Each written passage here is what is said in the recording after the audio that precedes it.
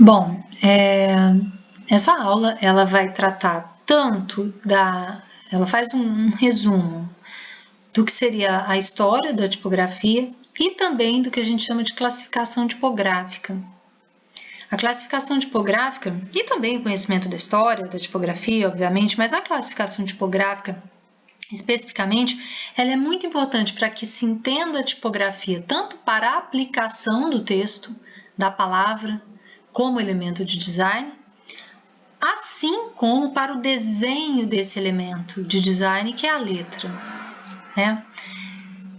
Iniciando então pela tipografia, pela história da tipografia, não tem como a gente não falar de Gutenberg. Gutenberg, ele vai fazer uma revolução no século XV, porque ele vai criar, ainda lá no chamado Império Romano Germânico, ele vai desenvolver um sistema mecânico dos chamados tipos móveis. Esse sistema vai dar início, então, ao que a gente entende de imprensa, né? A imprensa que a gente tem hoje em dia. E ele é, então, considerado por muitos o seu inventor. É importante dizer, vocês estão vendo aqui do lado Gutenberg e aqui o impresso, que é, então, importante dizer em relação a esse impresso que o livro impresso ele foi feito ainda no século XIV na Coreia, não por Gutenberg. Essa foi uma obra budista, há pouquíssimas cópias pelo mundo. Ela era intitulada Shikji, ou Jikji, e foi criada então pelos religiosos Seokkan e Daodan, que criaram então tipos móveis, não como os tipos móveis de Gutenberg, mas tipos móveis metálicos. Então, existe essa disparidade, né? A gente tem Gutenberg como inventor da prensa móvel, dos tipos móveis, da imprensa, mas a gente tem esse dado histórico importante que acontece um século atrás, anterior a Gutenberg, que vai acontecer então na Coreia, que é considerado então o primeiro livro impresso por tipos, né? Mecanicamente. E aí vocês vão perguntar, Cris, a gente tinha cópias de livros nesse momento? No mundo e anterior, inclusive a esses séculos, a gente tinha as chamadas cópias manuais. Sobretudo na Idade Média, essas cópias manuais de livros, elas vão acontecer em torno de textos bíblicos e por meio dos chamados copistas. Esses copistas seriam monges que de dentro dos mosteiros fariam cópia. Você tinha um monge que ditava e esses monges copiavam. Então a gente tinha sim livros, textos copiados, múltiplos, né? E que não eram apenas únicos, mas que não eram então copiados mecanicamente, né? Essa é uma ideia que a gente tem e que depois se desenvolve a partir da Revolução Industrial e, obviamente, pareada à ideia do design também, né? Como campo de atuação próximo à indústria. Aqui a gente tem então a Bíblia de Gutenberg, né? Ela é uma Bíblia que foi feita a partir de 42 linhas, feita, como eu disse, então, no século XV. Gutenberg já trabalha aqui, então, com tipos distintos de tinta, de cor, né? Ele já trabalha com desenho da letra, a letra da época. Essa letra da época, depois ela passa a ser compreendida pelos historiadores da área, né, como uma letra que não entra na nossa classificação tipográfica, né, mas que a princípio ela era então a forma de letra usada para leitura e para registro de textos escritos, né? Aqui a gente tem o que para a gente hoje poderia ser considerado um símbolo, né? Porque você não tem só o desenho da letra. Você tem a letra junto de um desenho, de um padrão, você tem uma letra que é totalmente ornamentada junto de outros elementos, né? Gráficos. Então, existe toda uma história aqui, a partir dessa leitura que a gente faz dessa letra, que gira muito em torno da ideia de legibilidade, de forma, mesmo de função, a função que a gente considera hoje em dia, né? Gutenberg ele vai, então, naquele contexto, pressentir essa necessidade de uma tecnologia que pudesse dar resposta àqueles problemas da época. Problemas como esses que eu falei para vocês. Imaginem 500, 400 copistas, né, monges dentro de um mosteiro, copiando manualmente dezenas, centenas de páginas, né, com monges digitando isso, o tempo que se levava, né, o quão custoso era se multiplicar esses textos manualmente, né. Gutenberg, então, vai desenvolver a prensa de tipos móveis. Essa técnica dos tipos móveis consistia, então, em esculpir na extremidade de uma haste de aço essas letras, símbolos, números, né, sinais. Depois disso esculpido, ele era golpeado, então, com base nesse tipo, né, nesse objeto, golpeava-se então essas hastes com um martelo contra um metal mais mole, que era o chumbo, por exemplo, e aí, então, a partir disso, os espaços vazios que se formavam no chumbo serviam de um molde que era então cheio com estanho fundido, que era um material usado na época, para se obter então letras, números, sinais, para a confecção, então, dos chamados tipos móveis usados para impressão no papel, no tecido, no couro, etc. Aqui, por essa imagem, vocês conseguem entender bem como é que são os tipos. Daí vem a ideia da tipografia ou das famílias tipográficas. São tipos que são móveis, eles se movem numa bandeja de texto, que é a ideia de página que a gente tem, inclusive. E aí, para se compor, o tipógrafo compunha frases. Primeiramente, ele compunha palavras, depois linhas, né, frases, para compor uma página toda. E era com base nisso mesmo, ele precisava de uma pinça para pegar esses tipos, para compor essas réguas, né, dentro dessa bandeja, porque os tipos eram pequenos, né? Então, você tem, por exemplo, aqui nessa linha, a caixa alta, você tem uma palavra aqui que está toda em caixa alta, que são as maiúsculas que a gente conhece hoje em dia. Né? Você tem sinais como parênteses. Esse conjunto de caracteres, letras maiúsculas e minúsculas, sinais de pontuação, números, são chamados então de tipo, os tipos móveis, né? Essa técnica de imprimir com tipos móveis chama-se então tipografia. E havia ainda a vantagem no uso desses tipos de metal fundido, pois os mesmos podiam ser usados para imprimir muitos outros textos diferentes.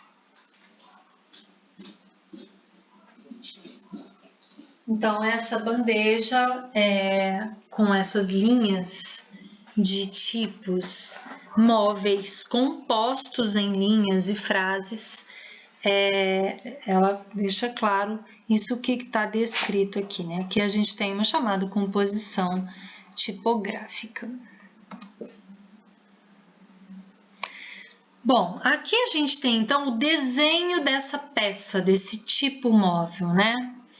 Aqui a gente tem aquele tipo golpeado, então, né, nesse objeto, que vai ser o tipo para se assentar na bandeja.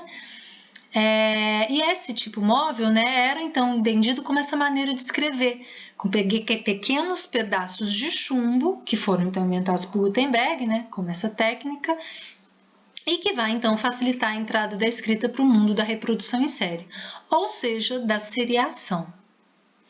Começava-se então a pensar pela primeira vez na possibilidade de diagramação de uma página. Desde os primeiros tipos gráficos de chumbo, a letra passa a ganhar então caráter de projeto. Esse caráter de projeto da letra é baseado na diagramação. A gente tem que entender a tipografia ou o tipo móvel, o desenho da letra, como parte de um projeto de design importantíssimo e que carrega todas as características projetuais que a gente verifica em outras áreas do design. A gente tem que trabalhar com harmonia, com equilíbrio, com a ideia de profundidade, de frente, fundo, com a ideia de proporção, com as ideias de cheio e vazio.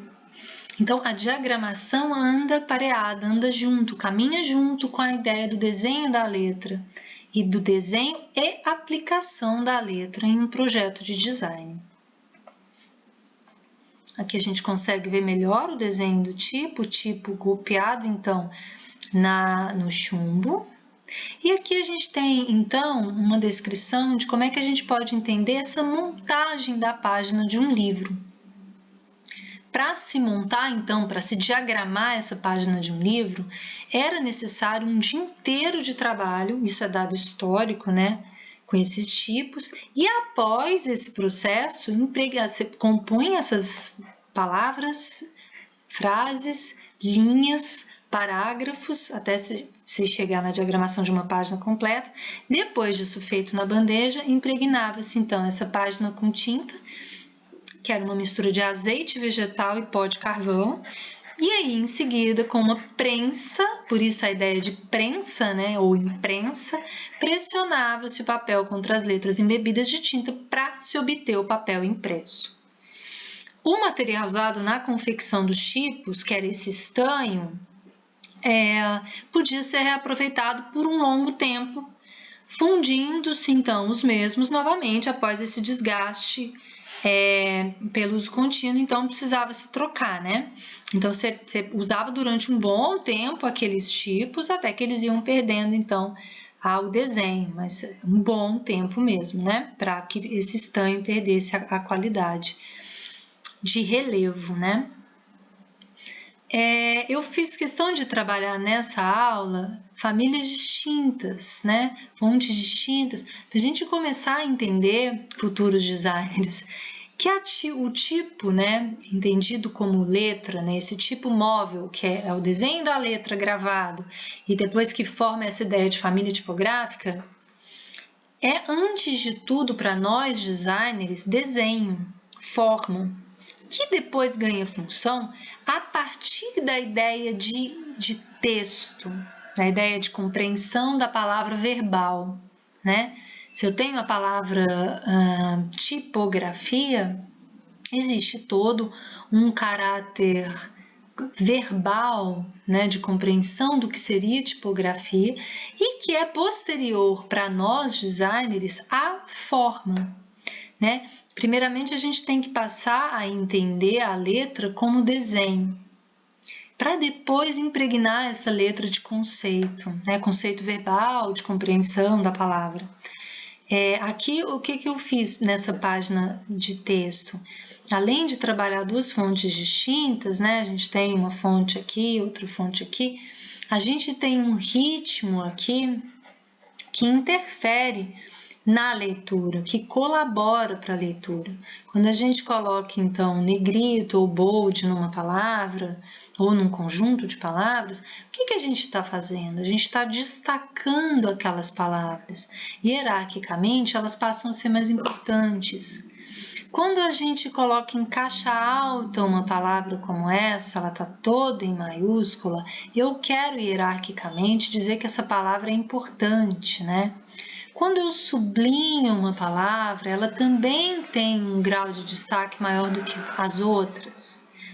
Então, a gente tem que entender que, como forma, ela ultrapassa apenas essa ideia de função. O aumento passa-se então a se desenhar, né, tipos de letras distintos, né?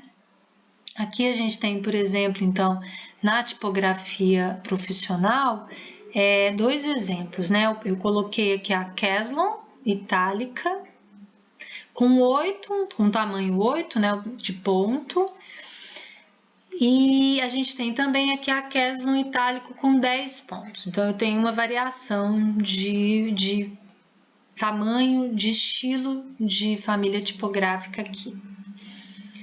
O texto vai dizer, então, que o aumento nessa variedade de criação de tipos de letra e as demais demandas dos editores levou, então, a fazer com que uma família de fontes se tornasse um grupo de fontes relacionadas que fariam apenas um peso, orientação, largura. Então, elas iriam variar de acordo com a necessidade do estilo tipográfico. Elas não se alterariam em forma ou em design, né? Por exemplo, a tão conhecida Times New Roman, que é tão usada, né, nos softwares de texto, ela é uma família de fontes, uma grande família de fontes. E aí lá dentro da família Times, a gente tem fontes distintas. Então, dentro da família, a gente tem a fonte itálica, a gente tem a fonte bold, a gente tem a fonte regular, a gente tem a fonte negrito, a gente tem a medium, que ela tá média, ela tá entre o black e entre o regular. Essa variação de estilos dentro de uma família é chamada, então, a fonte da letra, né? Ou a fonte da família. As famílias de fontes ou tipográficas geralmente incluem várias fontes, e algumas, como a helvética, possuem dezenas de fontes. A gente não tem várias helvéticas, a gente tem fontes variadas dentro da família helvética. Eu gosto do autor que coloca aqui, ó, família tipográfica e não família de fontes. Você pode entender como uma família de fontes, né? São várias fontes, vários estilos distintos, mas entender como uma família tipográfica demarca, deixa claro que você tem a família tipográfica e as diferentes fontes dentro da família. E aí são essas variações, bold, itálico, regular e por aí vai. Light, né? Hoje em dia a gente tem famílias light, por exemplo, são famílias bem leves, né? Desculpa, fontes bem leves dentro da família. A distinção entre fonte e tipo de letra, família tipográfica, é que uma fonte é quando uma fonte designa um membro específico de uma família de tipos. Boldface, por exemplo, ou a boldface ou a itálico, enquanto que a typeface designa uma aparência visual consistente, é a família, né? E que vai perdurar. É esse estilo de família, de conjunto, e que vai ter ali dentro uma série de fontes. Vamos ver aqui mais à frente como que isso pode ser entendido. A gente tem então uma curiosidade, né? A primeira família de letras foi designada como a gótica, usada lá por Gutenberg, aquela que eu mostrei para vocês naquele impresso da Bíblia. Ela foi criada por Gutenberg, essa família foi usada por muito tempo e entrou em desuso durante a Renascença. Então, é a chamada família gótica, conhecida, usada nos impressos de Gutenberg. Eu queria deixar também uma dica de leitura aqui nesse momento da aula, esse livro que se chama Contrapunção. É um livro interessante porque ele vai falar daqueles que eram os tipógrafos que que desenhavam as letras no chumbo. Então, eram aqueles que esculpiam o desenho.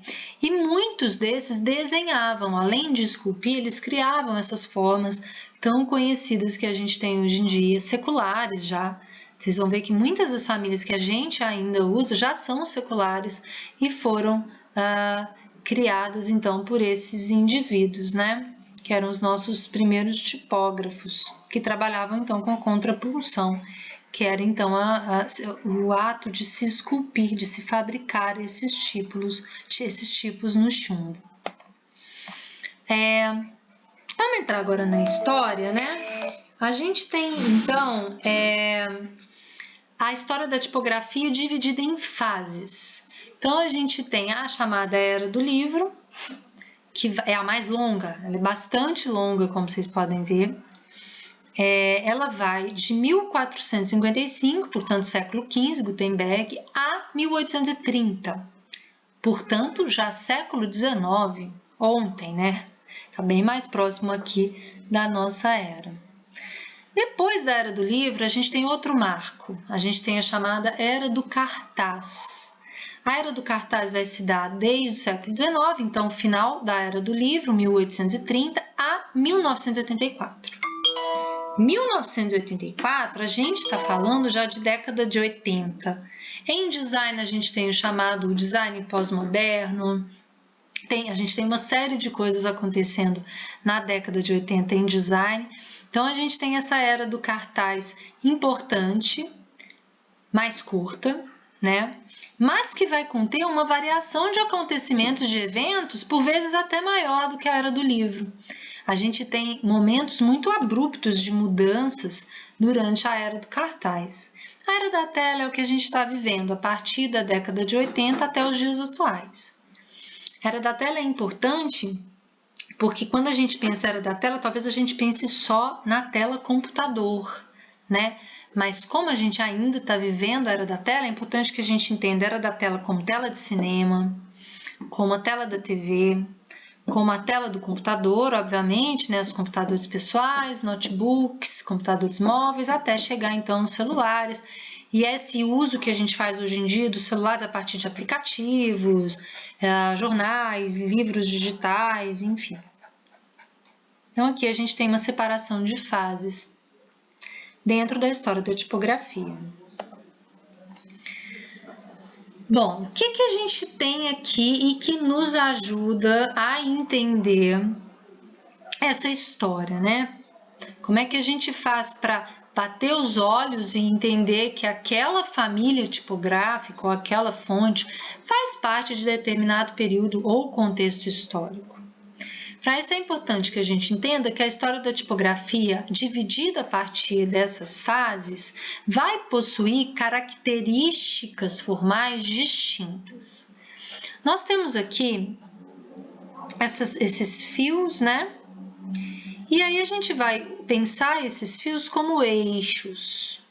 Como é que a gente vai posicionar esses eixos em cima da letra? E como é que a partir disso a gente consegue entender características distintas dentro da era do livro? Aqui a gente tem então a demarcação da era, que é a era do livro, e aqui a gente tem 3 famílias distintas. A gente tem a chamada família Geraldina, a gente tem a chamada família transicional, e a gente tem as chamadas didones, né? São tipos de famílias tipográficas que vão variar de fases, ó, dentro da era do livro, que, como vocês viram, é bastante longa, né? E aí esses eixos vão nos ajudar a entender que essa quantidade de famílias serifadas, elas podem estar enquadradas nessas características aqui, didones, transicionais e geraldinos. Isso a gente faz a partir desses fios. A gente vai posicionar esses eixos no P, por exemplo, no que a gente chama de oco da letra ou contraforma. Contraforma é essa parte de dentro da forma da letra. É esse miolo, é esse oco, né? A gente vai posicionar esse eixo pegando a linha mais fina acima e cruzando e encontrando a linha mais fina abaixo desse oco, desse miolo. Quando eu faço isso, eu percebo que um grupo de famílias da Era do Livro, elas vão estar com um eixo muito inclinado, né? Então, eu tenho aqui uma família que tem um eixo bastante inclinado. Isso vai me dizer que essa família não é tão contrastante assim. Afinal, ela tem um eixo bastante inclinado, porque essa diferença entre fino e grosso não é tão evidente. Uma família bastante conhecida e que é conhecida por ser uma geraldina, essa família que não tem diferenças entre grosso e fino tão evidentes, é a Garamond. Se vocês tiverem essa curiosidade de ir no Illustrator de vocês ou no editor de texto Word que vocês usam e procurar para ver se vocês têm a Garamond aí ou baixar uma versão gratuita, vocês vão poder fazer essa experiência de pegar um desses eixos, né, assentar sobre o oco da letra e perceber que ela não é assim tão contrastante, ela não tem finos e grossos tão contrastantes quanto o que a gente tem nas famílias já da era transicional. Já na era transicional, a gente tem um eixo um pouco menos inclinado, vocês veem que ele já está quase vertical, né? Olha aqui a diferença. E a gente já tem, então, um contraste bem maior. Olhem que esse contraste entre fino e grosso aqui já faz com que essa linha já quase não exista, né? Então, eu tenho aqui um eixo já menos deitado, menos diagonal, já está quase na vertical, e uma família de linhas bem mais contrastantes, entre grossos e finos. Até chegar, então, às chamadas didones. Para quem tem curiosidade de ver uma Didone aplicada, observem o logotipo da revista Vogue. A revista Vogue, acho que tem a das Didones a mais conhecida. Aqui a gente tem, então, ó, um eixo que já não é um eixo, já é uma linha vertical. E sendo uma linha vertical, vocês conseguem ver como a gente tem, então, essa diferença entre um grosso, muito grosso, e um fino, que já é um fio, né? Olhem aqui a diferença. Quando eu trabalho, então, com esses eixos e observando contrastes, mais até chegar no menos contrastante, eu consigo, então, perceber dentro da chamada Era do Livro famílias distintas, que estariam, então, dentro desses grupos. Garaldinas, que são as mais antigas, transicionais e as chamadas Didone. Vamos falar um pouco das Garaldinas? Bom, as Garaldinas são conhecidas como as fontes da Renascença, foram bastante usadas durante o Renascimento. Para a gente entender a definição desse nome, Garaldina, né, é só a gente entender que é a união de Garamond. Todas as fontes que vocês baixam aí no computador de vocês, sobretudo as mais antigas, elas vinham com o sobrenome dos seus criadores, que eram esses cortadores de punção, esses tipógrafos, né? Então, Garamond era um cortador de punção importante e Aldus Manutius era um tipógrafo importante também do mesmo período, do Renascimento. Então, a união dos nomes, né, vai dar, então, a Garaldina, que é esse estilo de letra pouco contrastante, características formais, vamos lá. O que é serifa? Vocês estão vendo esse sapatinho aqui que assenta a letra na linha ou na página? É o que a gente chama de serifa. A serifa é como se fosse a linha cortada. Imaginem que a gente precisa de uma linha imaginária, uma pauta de caderno, né, para assentar palavras até formar uma linha, né? E aí, finalmente, diagramar a página. A serifa é uma ideia de uma linha que aparece aqui que é cortada, mas que deixou a letra estruturada. Então, algumas letras, como R, por exemplo, só conseguem se estruturar, ficar de pé com uma serifa, com parte dessa linha. O A não precisaria, né? O A se assenta sozinho, mas o R, por exemplo, ele fica só na sua haste, ele fica apoiado em nada, né? E aí os tipógrafos e cortadores de punção da época entendiam que precisava-se dessa parte da linha para assentar algumas letras. A gente tem isso no I, por exemplo. Imaginem o I bem magrinho, bem longitudinal, apoiado só na sua haste. Eles entendiam que isso não dava uma base para a letra. Então, eles usavam, então, as serifas. Características outras, né, das letras das famílias da Era do Livro. A gente tem terminações bastante ornamentadas, né? A gente tem algumas terminações em gota, em círculo, terminações abauladas. As Garaldinas, elas, dentro dessa ideia de Era do Livro, elas são um pouco contrastantes, contrastes entre finos e grossos, como eu falei, né? Eles não são assim tão abruptos. Então, ó, características manuais, há uma padronização das formas, os tamanhos são cortados individualmente e não havia ainda uma família específica. A gente tinha, então, uma padronização ali de famílias com essas características que nós podemos observar, então, na família da Garamond, né? Aqui a gente tem, então, essa história que eu expliquei anteriormente, né? Que é o eixo de contraste. E esse exercício vocês podem fazer depois, mesmo no Illustrator, né? Desenhar um fio, uma linha e começar a observar a partir do eixo se aquela letra é muito ou pouco contrastante. E aqui, então, a gente tem a Garamond, né? Características importantes das Garaldinas por exemplo, essas ascendentes que são altas e longas. Espera aí, o que são ascendentes? Ascendentes são essas hastes que ultrapassam a altura da letra. A altura da letra é chamada de altura X. Quando vocês querem entender o que é a altura da letra, basta vocês pegarem a altura desse bojo do D, por exemplo. Quando você olha o bojo do D ou o bojo do N, você tem do início aqui, do finalzinho, né, da base da serifa, até o final do bojo, a altura X. Então, a altura X é essa altura, exceto as hastes, né, que são chamadas, então, de ascendentes ou descendentes. Se a gente tivesse um P aqui, a gente teria uma haste descendente e não ascendente. Então, aqui a gente tem nesse traço a altura X e aqui a gente tem o que a gente chama de altura diversal, que é a maiúscula, nada mais, nada menos do que a nossa maiúscula. As serifas das garaldinas são abauladas. Observem que quando eu tenho o encontro da haste do N e a serifa, ela tem uma curva. Essa curva é abaulada.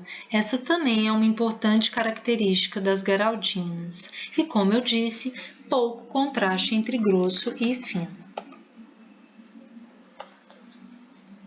A gente vai falar então agora das transicionais, e é impossível não falar das transicionais sem falar de Luís XIV na França.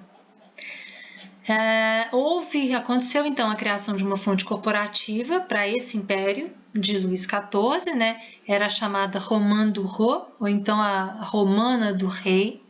Ela levou 20 anos para ser finalizada. E essa é chamada, então, uma fonte de transição, porque ela já tem características bastante distintas da garaldina. Ela já vai ser mais contrastante. E ela vai ter características ornamentais diferentes também que a gente vai observar. Aqui a gente tem, então, duas famílias importantes que vão dar, então, as principais características para as transicionais, né? A gente tem, por exemplo, a Baskerville, que foi uma família criada por Baskerville, um tipógrafo inglês importante, e a Fournier, criada por um tipógrafo francês da época. E aí a gente tem, então, a Baskerville aqui e a possibilidade da gente observar, então, essas características que já foram faladas. A gente tem mais contraste, então o eixo passa a ser um pouco mais vertical. Vejam como a linha fina já está bem mais fina e contrastante em relação à linha grossa. A gente tem as ascendentes menos longas, o que faz com que essas famílias sejam um pouco menos, um pouco mais delicadas, né? Quando a gente tem diferenças muito grandes entre a altura X e versal, a altura da maiúscula, essas famílias elas são mais rebuscadas, né? Então isso faz com que elas sejam um pouco mais delicadas. As ascendentes são menos longas, né? Isso vai acontecer também com as descendentes, né? Se a gente tivesse um P aqui, essa haste ou essa descendente, ela estaria menos afastada da altura X. As serifas continuam abauladas. Observem que o encontro da haste com a serifa continua abaulado, né? Como eu falei, há um maior contraste entre grossos e finos e também uma sistematização das letras. Afinal, para se ficar ali durante 20 anos projetando a família do rei, né, ou a romana do rei, foi necessário se criar um sistema, um grid, para se desenhar muito mecanicamente, de forma bastante métrica, essa família. E aí, por fim, a gente chega no finalzinho lá da Era do Livro com as Didones. Como eu falei, a gente tem aqui a Bodoni. A gente tem, como eu disse, o logotipo da revista Vogue, da marca da Vogue, é uma característica, é uma aplicação famosa de uma Didone. E as características são essas, né? Um contraste que já está vertical, então ela é bastante contrastante. As ascendentes são menos longas, continuam menos longas, assim como as descendentes. As serifas são retas, Então, a gente tem um encontro de haste e de serifa reto. Vejam que existe um ângulo aqui, né, desenhado metricamente. A finalização da serifa também, observem como ela está bem reta, olha, né? Então, tudo bastante métrico e bastante contraste entre grosso e fino. Então, a gente tem aqui a Bodoni, mais a Didot. Didot é uma família importante de impressores da época, de tipógrafos, e Bodoni foi um importante cortador de punção italiano. A Bodoni é muito usada por vocês, né? Assim como a gente utiliza outras, como a Times New Roman, que eu já citei, a Bodoni é uma família bastante usada. E a Bodoni é uma Didoni, né? Por todas essas características que a gente falou. Características de tecnicidade, de padronização das formas levada ao extremo, né? Padronização porque a gente tem tudo bem retinho, tudo bem métrico. Elegância, ela é considerada uma família bastante elegante e uma multiplicação dessas famílias. Aí as famílias começam a ser muito desenhadas porque há realmente uma sistematização, até mesmo por causa de uma evolução dos grids, da técnica, da métrica de desenho de letra. Vamos falar um pouquinho da Era do Cartaz. A Era do Cartaz, como vocês viram, ela é menos longa, né? Já está bem próxima aqui da gente. E ela tem um contexto que é bem próprio já do design, né? Ela já está dentro de um contexto que é industrial, que está relacionado à própria Revolução Industrial. Ela vai acontecer, vai se dar por meio da concorrência e dessa ideia de publicidade, né? Publicidade de produtos de comércio, né? Então, o próprio cartaz surge como uma mídia de publicidade, de divulgação, de publicização, né? E que vai ajudar a dar nome aos bois, né? A dar nome às marcas, a uma informação. Então, também, junto da Revolução Industrial, novas tecnologias. Há uma explosão, então, dessas novas famílias tipográficas. Vocês vão perceber que aqui a gente tem um padrão, né? Por mais que elas sejam diferentes, são diferenças até sutis, são todas serifadas. São todas, por mais que a gente tenha a Didoni mais técnica, mais sistêmica, ela também é ornamentada, né? Até essa coisa de você ter finos e grossos extremos faz com que a gente tenha uma família bastante ornamentada. Aqui, vocês vão perceber que não há um padrão, que elas são muito distintas. É tudo ao mesmo tempo agora, né? É uma explosão mesmo de famílias tipográficas, de tudo e qualquer jeito. Esse cartaz evidencia isso, né? A gente tem aqui bastante variação. A gente tem uma não serifada junto de uma serifada bem quadrada, bem grossa, né? Alguns tipógrafos chamam esse tipo de letra gorda, né? Porque ela é toda grossa. E aqui a gente tem uma não serifada, sem serifa. Vejam que o I está assentado não numa linha, não numa serifa. Ele é uma haste só. E ele é bastante gordo também, né? Então, não há contrastes. Você tem uma linha de uma espessura só. Então, é um boom de famílias tipográficas de tudo que é jeito, né? A gente tem, obviamente, o surgimento da primeira sem serifa, que a gente vai ver, então, aqui mais à frente. Essa é a Chesterfield, muito usada na época, na Era do Cartaz. E quais são as características, então, da Era do Cartaz, né? A gente tem um eixo que é extremamente contrastante, é possível que haja, e é possível que haja ausência de contraste. Então, a gente pode ter desde características como as de Didoni, né, linha e grosso ao mesmo tempo, e também uma ausência de contraste. Há uma criação de tipos de madeira, importante esses tipos de madeira, porque eles vão possibilitar letras grandes para gravação em cartaz. Não dava para fazer um tipo de estanho, de chumbo, para uma letra tão grande quanto a de cartaz. Então, eles passam a fundir a letra de chumbo na madeira. Então, surgem os tipos de madeira. A criação da serifa quadrada, que é essa serifa que eu mostrei ali atrás, ó, uma serifa que é um traço, né? É quadrado mesmo. Ascendentes são menos longas. As itálicas são bastante inclinadas. Pode acontecer um contraste entre grosso e fino extremo, que a gente ainda não havia visto ali com as Gidones, e o uso do grid torna-se um padrão, né? É importante a gente falar de tecnologias que colaboraram para a era do cartaz. O linótipo, por exemplo, ele pode ser considerado um precursor da nossa máquina de escrever, que muita gente aí ainda viu na casa dos pais, dos avós. Ele foi inventado no finalzinho do século XIX com a técnica da chamada linotípia, né? Essa invenção ela é importante porque ela vai significar um avanço absurdo para a imprensa, né?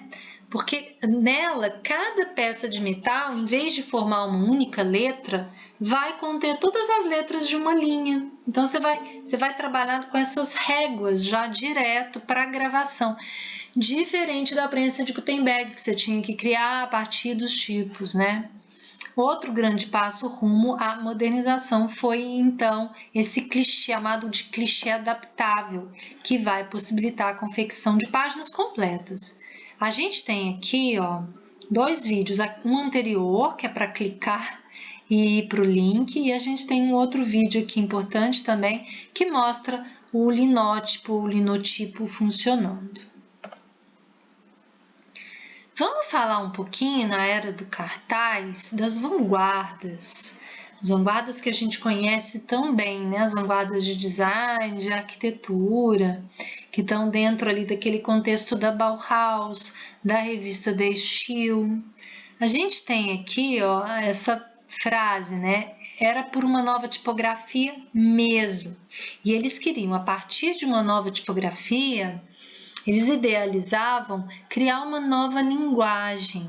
A gente vai ter, então, designers que já vão trabalhar aqui, não só tipógrafos, né? Eram designers que passam a trabalhar junto da indústria, já pensando nessas tecnologias da indústria para a multiplicação, né, de impressos. A gente tem o Bayer, em 1925, que vai criar essa famosa família, que vai ser muito usada, inclusive, pela escola da Bauhaus. E a gente tem o Tischold. Tischold é um importante tipógrafo, um importante diagramador. Ele é um teórico do que a gente chama hoje em dia de design do livro.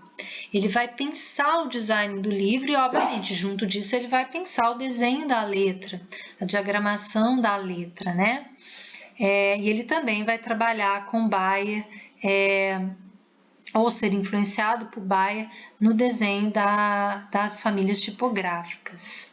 Então, aqui a gente tem o que a gente pode caracterizar essas famílias dentro da era do cartaz como famílias de vanguarda, que são essas famílias envolvidas, então, com a escola da Bauhaus e com a revista Der Stil. Aqui a gente tem um vídeo também que fala um pouquinho de Tischold e vale muito a pena vocês assistirem. A gente teria agora uma atividade de fixação, mas eu acho que antes de falar dessa atividade de fixação, talvez seja importante a gente relembrar a importância de entender que a aplicação tipográfica em design, ela passa não só por características de função, né, a função do texto, a função daquele livro, a função daquele cartaz, a função desse logotipo, né? Enfim, mas passa também por características conceituais de expressão. A gente sabe hoje em dia que um conteúdo textual ele pode ser melhor transmitido a partir do bom uso da tipografia, entendendo a tipografia ou a letra como uma forma que transmite, sim, características de expressão. Características bastante expressivas, né? Um exemplo disso é quando a gente vê alguém hoje em dia usando caixa alta num texto de WhatsApp. O que aquela pessoa está querendo dizer com aquela letra em caixa alta, né? Aquela pessoa está querendo gritar. Né? Muitas pessoas entendem isso como grito. Ou quando a gente coloca o itálico no texto, a gente está querendo dizer que por exemplo, em trabalho acadêmico, é uma citação estrangeira. Ou pode ser em ficção, pode ser a fala de um personagem que entrou na história naquele momento. Enfim, existem características tipográficas que são bastante expressivas e que muitas das vezes elas colaboram e muito com a função. Eu vou propor uma atividade de fixação para que vocês possam entender como é que se vai trabalhar então essas características de função e de expressão formais, né? O que a gente vai fazer? Com base no que a gente viu da era do livro, e aí quando a gente fala da era do livro, vocês podem rever aí no material, a gente tem 3 características, né? São 3 tipos de grupos de famílias tipográficas que a gente tem na era do livro. Então, com base no que a gente viu da era do livro, eu proponho que vocês criem uma capa de um livro, considerado um livro clássico. Esse é um exercício interessante que eu faço com os meus alunos que optam por fazer a optativa de tipografia. Sempre que eu passo esse material para eles, que vai separar, né, a era do livro em fases, eu pego a era do livro exatamente, para que vocês façam um exercício de fixação que é muito expressivo, porque vocês vão tentar traduzir para a capa de um livro clássico, um livro que está dentro de um estilo literário clássico, um estilo de expressão ou de função. Então, o que vocês vão fazer? Com base no que a gente viu da era do livro, então a gente não está falando de era do cartaz nem era da tela, vocês vão criar uma capa de um livro clássico usando apenas fontes. Não pode ter desenho, não pode ter foto, não pode ter elemento gráfico. Vocês vão fazer o que a gente chama de capa tipográfica. Para essa capa tipográfica, vocês vão tentar refletir apenas ou expressar apenas com tipografia o conteúdo desse livro. E aí, claro, vocês vão poder usar cores, pensar uma tabela de cores para esse trabalho. Obviamente, a história do livro, o conceito do livro. Eu não vou passar para vocês medida dessa capa, eu não vou passar para vocês material, vocês vão pensar uma página, né? Com a função de ser uma capa, em que vocês trabalhem, então, características conceituais do livro, tentando expressá-las a partir do desenho da letra. E aí, para isso, eu vou sugerir que vocês tenham um briefing aqui para essa capa. Essa capa tem que conter o título do livro e o nome do autor. Então, você tem lá, e qual é o livro proposto? Eu estou propondo para vocês o Curtiço, que é um livro do século XIX, e o autor é o Aloysio Azevedo. Então, é para trabalhar pensando, então, quais são essas famílias, como é que eu posso trabalhar a expressividade dessas famílias, tentando passar por elas o conceito desse livro Curtiço. Eu sei que muitos já leram Curtiço no ensino médio, né, para vestibular, enfim. Quem não leu tem a oportunidade de encontrar a sinopse na internet e tentar expressar, por meio dessa capa, as características principais do livro. Eu vou deixar com a professora, com a Isabela, a sugestão de algumas famílias da era do livro, fora essas, né, que eu já apresentei aqui, para que vocês possam usar para essa composição tipográfica.